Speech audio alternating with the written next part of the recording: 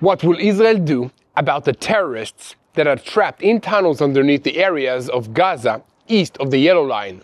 With every day, this dilemma gets more complicated, and the United States is weighing in with a proposal to end this crisis. For their part, Hamas has already rejected a proposal for the trapped terrorists to hand over their weapons, and the IDF is denying the rumors about the remains of fallen captive Hadar Goldin being in tunnels and preventing a strike. However, it would appear that an exchange might be made, Goldin's remains in exchange for the terrorists' safe passage back to their own lines. And in related news, Hamas announced it will return the remains of another fallen hostage, while another terrorist, who was known to have held 6 hostages in Gaza, was eliminated. We'll also go into some of the ways that Hamas is exploiting the ceasefire to consolidate its power on the streets of Gaza, and the international force that is supposed to deploy inside the Gaza Strip at the beginning of January, but what will it encounter in that location? Under cover of the halt in the strikes, Hamas is rearming, reorganizing, and settling scores with its rivals. Will the international force arrive in time to stop Hamas from dominating the Gaza Strip once again? We'll be keeping a close eye on this developing story, as senior Hamas officials worry that Israel is exploiting the relative quiet to rebuild its intelligence capabilities. And in the northern arena, the IDF has eliminated 320 Hezbollah terrorists since the start of the ceasefire 11 months ago, including 20 in the past month alone. This week, some more strikes in Lebanon, and the IDF eliminated a Hezbollah maintenance officer. And despite the losses it is taking, the intelligence assessment indicates that Hezbollah is actually recovering, but faces a new difficulty. Now, there is the possibility of new negotiations between Israel and the internationally recognized government of Lebanon. Will Hezbollah allow this? We might be about to find out. And finally, the Mossad has embarrassed Iran's leadership with a publication of a mysterious photograph, and we'll bring you more details about this. Welcome to Boots on the Ground. I'm your host, Yair Pinto, bringing you all the truth. This is a weekend edition of Boots on the Ground of what happened in Israel. So, if anything slapped the headlines of this week, this is where you're going to get the full story. So Israel's intelligence echelon believes that there is a change in Hamas's conduct around the return of the hostages and the fallen, but criticized the pace. The organization is trying to delay stage B of this agreement, even at the price of risking the full collapse of this ceasefire agreement. For instance, Hamas is rejecting Israel's conditions that in exchange for the safe exit of the 200 terrorists who are in tunnels within the Yellow Line area, they'll be required to hand over their weapons, claiming that this poses a direct danger to their lives. And speaking of weapons, under cover of the halt in the strikes, Hamas is arming, reorganizing, and settling scores with its rivals, and the next round is only a matter of time. Also, during an operational activity in the heart of the Sajaiya neighborhood, a weapons depot of the Hamas terrorist organization was located. It was being used by the terrorist organization to store weapons, explosive charges, and rockets, all while exploiting the civilian population for terror needs. Incidents like this have led to concerns in Israel's political echelon that the draft resolution proposed by the United States to the United Nations Security Council, which deals with an international stabilization force in Gaza, will allow Hamas to retain its weapons. Also troubling is the United States' appeal to the United Nations, and in Jerusalem they do not want it to affect the force's mandate and rules of this engagement. But there was another wrinkle this week when a senior Hamas official said that the terrorist organization will not agree to an international force that will operate inside the Gaza Strip.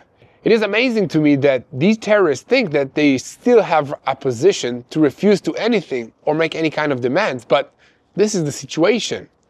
In any case, despite reports of progress in establishing an international force and training the new Palestinian police in Gaza, on the ground, IDF outposts are becoming institutionalized, and Hamas is also re-establishing its rule on their side of the Yellow Line.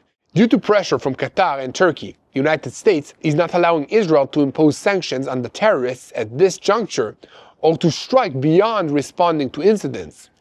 And furthermore, the American effort to establish an international force to deploy in the Gaza Strip is arousing disputes between Washington, Jerusalem, and Arab states regarding the force's authorities and the rule of the Palestinian Authority. In any case, the United States feels that a Russian-Chinese veto in the Security Council will torpedo the passage of the resolution, which would force everyone to go back to the drawing board and to come up with a new plan. And meanwhile, Hezbollah is trying to recover in Lebanon, and Israel is trying to apply pressure before being forced to escalate strikes in this country. So the IDF spokesperson's unit confirmed this week that the Air Force eliminated the terrorist Ibrahim Muhammad Raslan, a Hezbollah maintenance officer who was engaged in attempts to rebuild terror infrastructure. The statement declared that his actions posed a threat to the State of Israel and its citizens and a violation of misunderstandings between Israel and Lebanon. And despite this, and the loss of many others of its senior terror operatives in recent weeks, Hezbollah has accelerated its attempts to rearm and to recover militarily, but it is encountering obstacles, and the IDF is monitoring the attempts, assessing its strength, and also says, we are prepared to bring them down with all of our capabilities. And according to our report in the El Akbar media portal, the Americans insist that the only way to prevent Israeli punishment is to begin operational steps to disarm Hezbollah, while according to a Lebanese source, the United States and Israel aspire to reach a similar agreement with Syria as well. So this raises the question, will Hezbollah agree to negotiations between Lebanon and Israel? Let me know what you think in the comment section. So we have a lot to talk about today, so let's dive into the details. I'm Yair Pinto, and this is your Boots on the Ground report, in which we bring you all the truth about what is happening in Israel. In today's weekend edition of Boots on the Ground, we'll go over everything that slipped through the cracks this week in the ongoing battle against Hamas, Hezbollah, the Houthis in Yemen, the Shiite militias in Iraq, and all the other armed groups in this region that are operating under the control and the command of the Islamic Revolutionary Guards Corps, which is the head of the crumbling axis of evil in the Middle East. And a moment before we begin, make sure to hit that subscribe button if you haven't already, so that you remain tuned in real time to Boots on the Ground in Israel. So Palestinian sources revealed to the ultra-Palestinian media portal this week that the ceasefire mediators in Gaza have been conducted indirect negotiations between Hamas and Israel with the aim of ensuring the exit of a number of Hamas terrorists that are located behind the yellow line under IDF control in various areas across the Gaza Strip.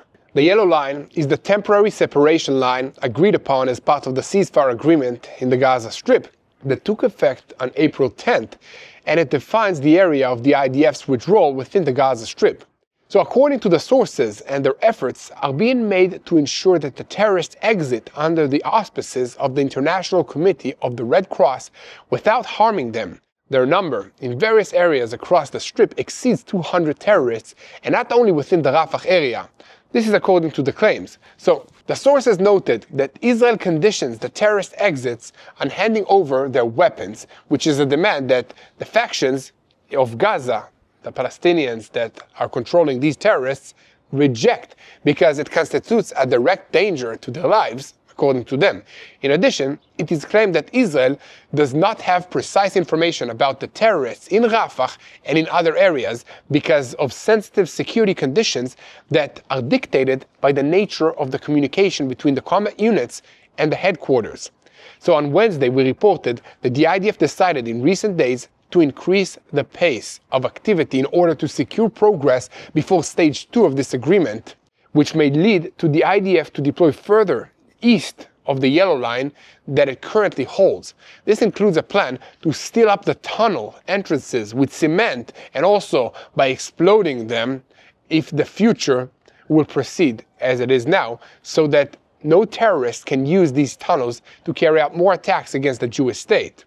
So it is hoped that if any terrorists are still hiding in these tunnels, seeing the entrances being sealed up and destroyed, one by one, they will be motivated to surrender and to exit the tunnels.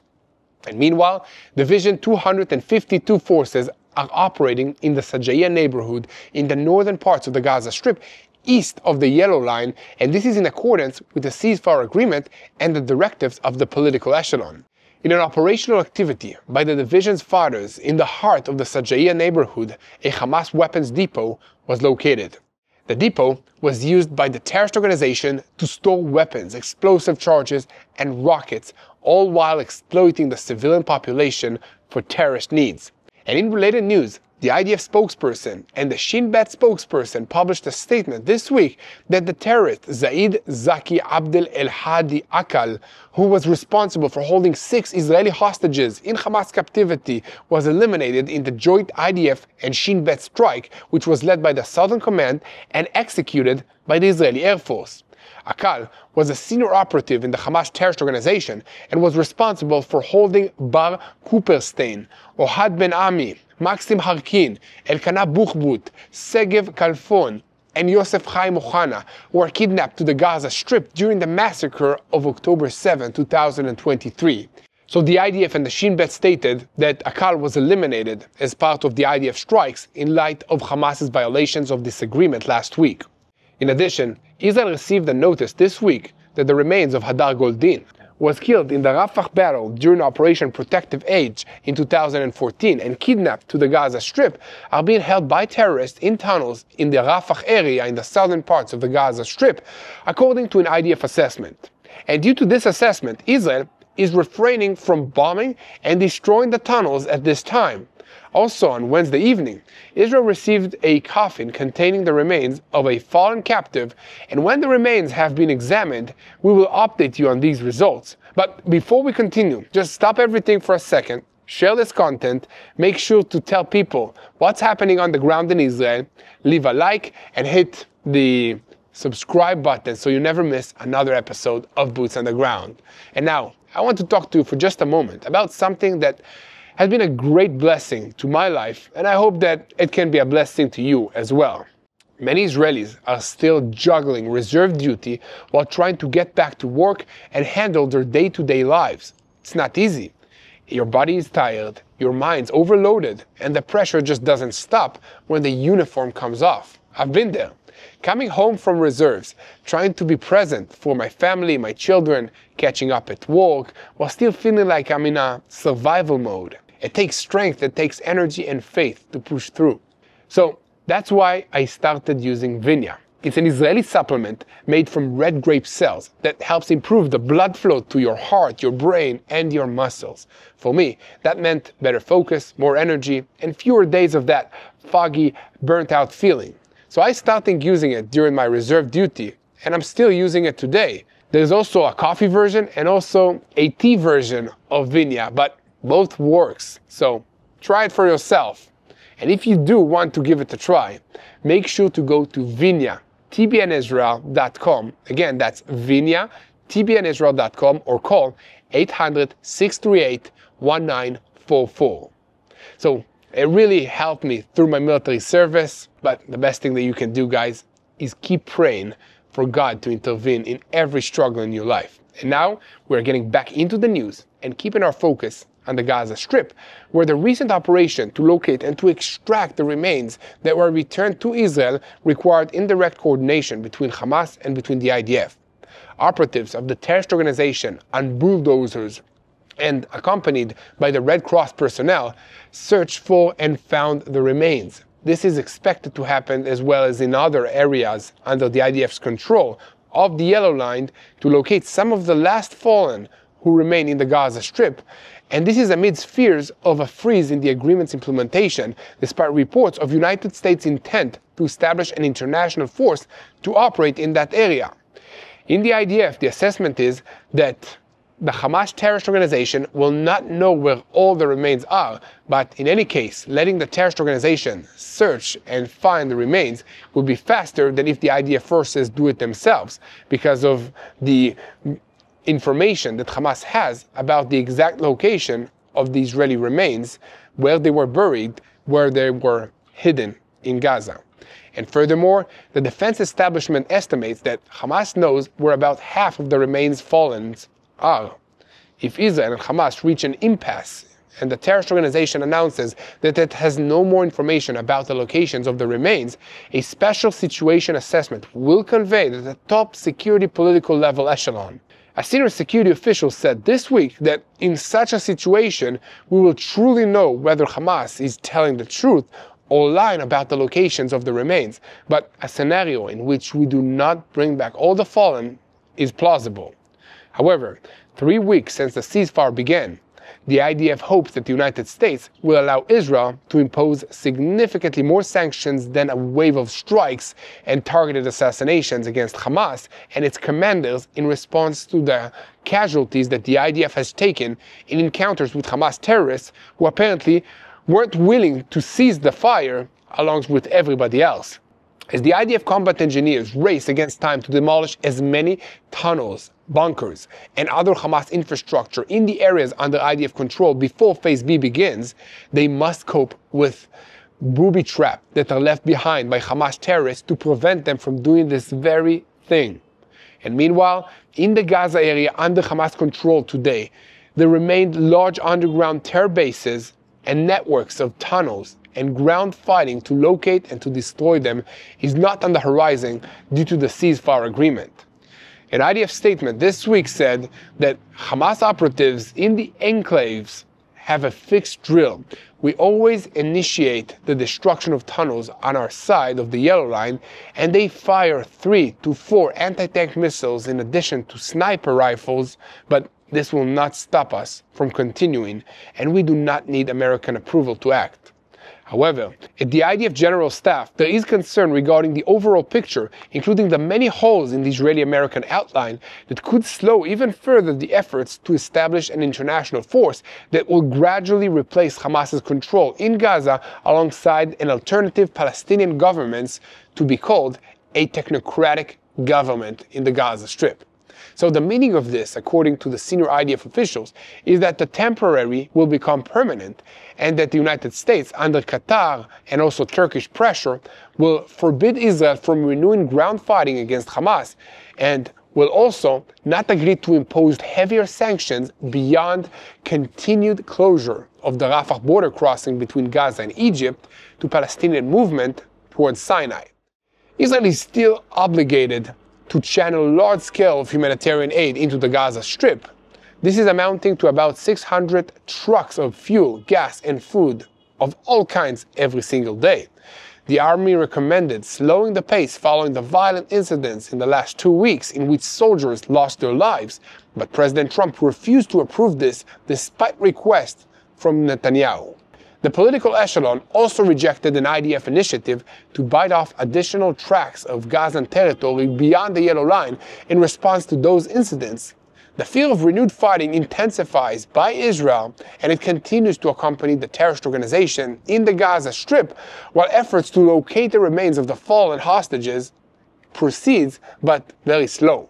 Residents in the Gaza Strip reported on Wednesday that Hamas terrorists entered accompanied by the Red Cross personnel, the Sajaiya neighborhood, escorted by Egyptian bulldozers and heavy equipment in order to locate additional fallen hostages.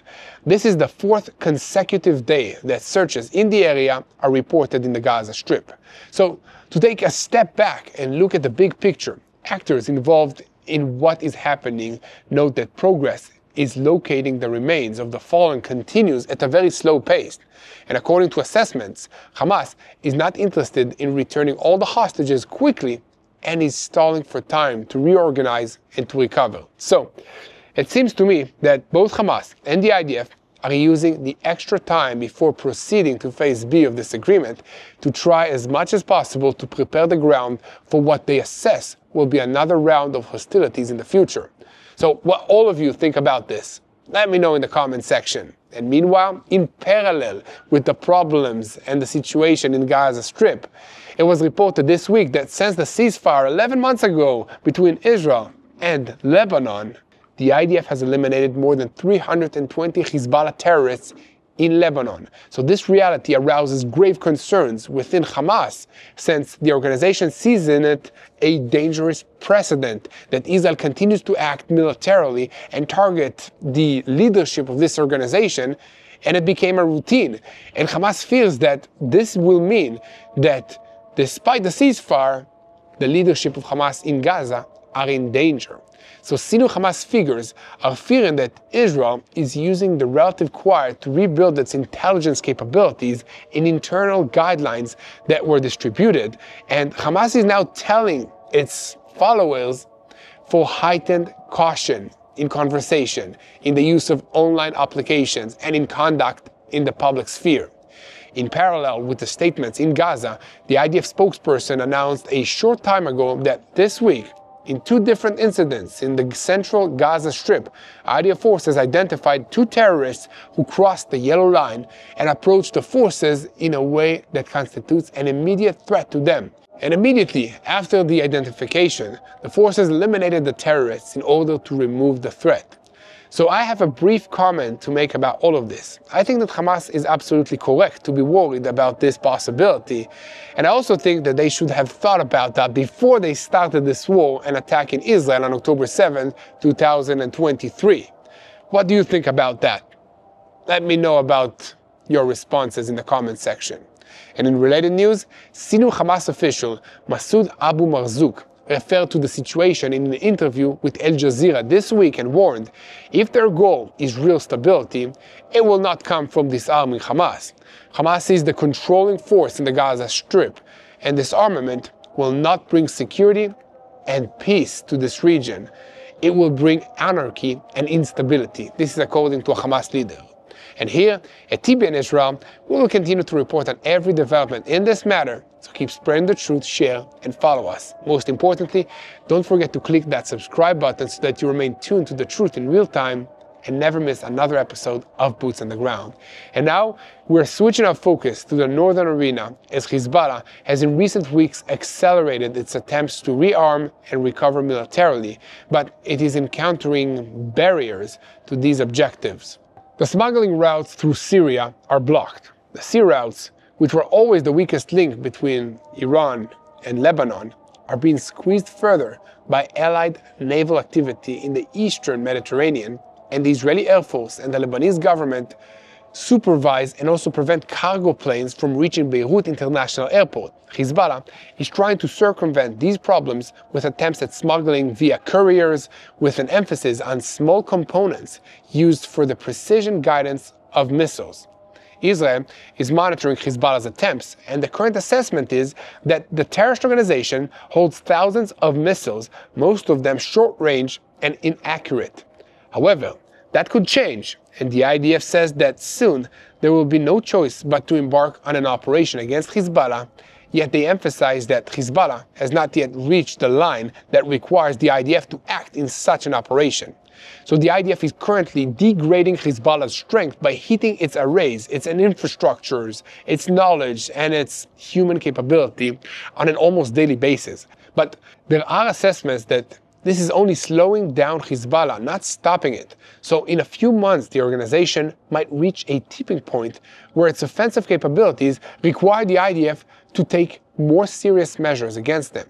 But in the IDF, they are concerned about another scenario related to Hezbollah, and that it is attempting to attack one of the 5 forward IDF outposts inside Lebanon, or to act in the Mount Dov sector against the IDF troops, with a goal of pressuring the Lebanese government that it is trying to disarm Hezbollah. So, in the Northern Command, rigorous training exercise and simulations are being conducted, and the forces are briefed constantly on the threat outline and what Hezbollah poses, which requires from deployed forces heightened alertness and also vigilance. This will only become more important with the onset of winter. This is including fog, rain, and dropping temperatures, which grants the other side an advantage if they try to attack the outposts. In such a case, the IDF is preparing not only in defensive positions, but also in advancing attack plans, given the local event that the IDF response in the Chia, in the Bekaa, and on the defensive lines of Hezbollah that were built north of the Litani River will be powerful and disproportionate, so that not only Hezbollah will pay the price, but also their entire base of support, if the order is given. In related news, Syria's interim president, Abdel Muhammad al-Julani, is supposed to meet in the coming days with the United States President Donald Trump. The issue of fighting Hezbollah and the strengthening Shiite Iranian axis in Iraq will be the center of this meeting. In this case, the enemy, Hezbollah, and the rest of the so-called axis of resistance, headed by Iran, is a shared enemy by Israel and also by the new regime in Syria. Additionally, a military source said this week that Hezbollah must remember that we are in a difficult situation, different from a year ago. The Air Force currently enjoys freedom of aerial movement across the Middle East, with emphasis on Lebanese skies. Secondly, the Air Force has been freed from fighting in other arenas, Gaza, Iran, Syria, and therefore the IDF and the Air Forces are ready to bring down upon Hezbollah all the offensive capabilities that the State of Israel has to offer. So as I said yesterday, we know that there are people in Hezbollah who have the job of monitoring Israeli and Western media outlets, including this program, most likely. And I hope that they're watching today's video and listening very carefully. Now you need to keep listening because I have a few more things that I can tell you that you need to know about. So according to IDF data, during the last month alone, about 20 Hezbollah operatives were eliminated because their activity constituted a violation of the understandings between Israel and Lebanon. Lebanon's President General Joseph Aoun said this week that Lebanon has no choice but to conduct negotiations with Israel and emphasized that the language of the negotiations is more important than the language of war, as stated in the Lebanese presidency announcement. However, Hezbollah itself did not receive positively the ideas of conducting direct or indirect negotiations with the Jewish state of Israel. So, commentators in Lebanon assess that Hezbollah understands that the situation on the ground is not in its favor, and continued escalation could lead to a full-scale war that would harm it politically and militarily. Therefore, it is not impossible that Hezbollah will quietly agree to indirect negotiations with Israel so long as it will not appear as one who agreed publicly. In their assessment, Hezbollah today is in a defensive posture. It cannot impose an absolute veto on the Lebanese government's actions as it did in the past, and it also cannot oppose a negotiation track in which the state and international mediators are involved. Therefore, it is expected to choose constructive ambiguity, not to agree openly, but also not to impose a veto, and to allow quiet progress. Furthermore, senior security officials say that the Lebanese leadership sees it a possibility to negotiate with Israel and a way to postpone the possibility of the renewal of the war between Israel and Hezbollah. However, even if such negotiations are held, they will not solve the problem of Hezbollah's force buildup, and Israel cannot allow Hezbollah to again become a terror monster that threatens us from the north. And on that note, it is important to understand that Hezbollah still holds in its possession tens of thousands of rockets, missiles, and UAVs, in addition to many thousands of terror operatives, and by now, it has become obvious to everyone that the Lebanese army is not capable of disarming Hezbollah. Therefore, the IDF is preparing for an intense military response against Hezbollah in Lebanon, and its proposals will soon be brought for approval by the Security Cabinet. It is also important to take note of the fact that according to a senior security official's assessment, Iran is the one pushing Hezbollah to rearm as it finances its activities and also continues to smuggle weapons for Hezbollah in Lebanon by various routes. In other words, almost no one in Lebanon, even including most members of Hezbollah, want to see another war with Israel. It would seem that Ayatollah regime in Iran wants to see another war and another war and another war. But let me know what you think about this. Do you think that the Middle East and Iran wants another confrontation with Israel? Let me know in the comment section, especially if you're watching this in Lebanon, Syria, or even in Iran itself. We have viewers there, and we are praying for you guys as well, to have peace, to have better leadership, and to have relationship with us, with Israel. I want to come and visit these countries myself. And here at TBN Israel, we will continue to bring you all the truth about what is happening in Israel, and we need your help to keep spreading the truth, to share, to follow, and the most important thing to help us, this is to deal with the YouTube algorithm and to improve our stats, is by hitting the subscribe button. And now we move to a spy story that also shows something about the Israeli humor. The Mossad in Persian. This is an account on X attributed to the Israeli Mossad, which did not deny it, published another secret documentation from Iran on Wednesday, including a photo of the commander of the Quds force of the Revolutionary Guards. In the picture, he can be seen sitting in a room, and opposite him a person whose identity is blurred. The Mossad did not detail when the photo was taken and who the second man appeared was. The caption accompanied this picture says, "Remember we promised you that we would share with you other memories that we have with Kani and Sabari. Here is another photo that brings up memories from a few years ago." And at the end of the tweet, the Mossad tagged the account of the Supreme Leader, Ayatollah Ali Khamenei. So it can be assumed that this is a photo intended to convey a message to those who know the details. This is not the first secret documentations that the Mossad has recently revealed publicly for all to see. About 3 weeks ago, on the same account, an unusual video was published from the wedding of the daughter of Ali Shamkhani, a senior Revolutionary Guards figure close to Khamenei.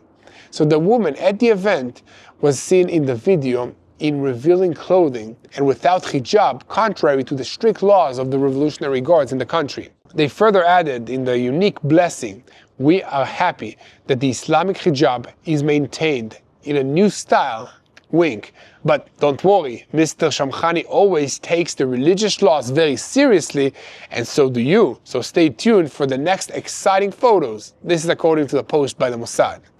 That is all for today, guys, but here at TBN Israel, we will continue to bring you all the truth about what's happening in Israel, and we want to call on you to unite in prayer. We realize that this is a spiritual war, and God is listening to prayers. So if you want to help us in the situation, if you want to hear God's voice, just speak to Him. Our Father is listening, He cares, and He's performing miracles. Let's pray for all the people in Lebanon, Syria, Iran, Yemen, Judea and Samaria, the Gaza Strip. Let's pray for them. Let's pray for the Palestinians also to have better leadership, to have a future of cooperation, of working together with Israel. We love them. Let's pray for them to love us back. Amen. Let's keep praying for the peace of Jerusalem. Hello, this is Mati here in Jerusalem with TBN Israel. This is Yair Pinto from TBN Israel here in Jerusalem. TBN Israel is keeping viewers informed with Israel-focused news, culture, and what God is doing in this land. Support TBN Israel today online at tbn.org/Israel. Thank you.